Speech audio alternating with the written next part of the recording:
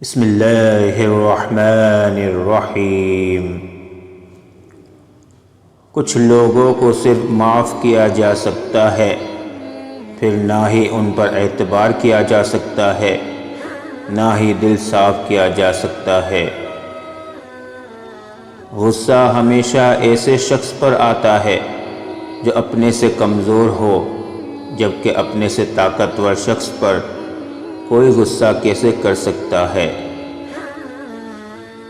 بدلہ لینے سے پہلے یہ ضرور دیکھ لیا کرو کہ تم اپنے خدا کے نزدیک کتنے قصوروار ہو۔ دو اعمال ایسے ہیں جن کا ثواب کبھی تولا نہیں جا سکتا، ایک معاف کرنا اور دوسرا انصاف کرنا۔ کبھی کبھی خود سے بھی معافی مانگنے کو جی چاہتا ہے، کیونکہ انجانے میں انسان اپنی ذات کے ساتھ بہت سی ناانصافیاں کر جاتا ہے۔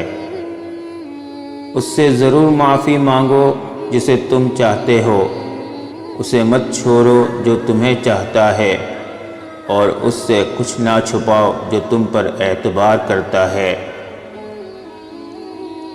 غصہ ایک خنجر ہے جو انسان کسی دوسرے کی غلطی پر خود کے سینے میں گھونپ دیتا ہے۔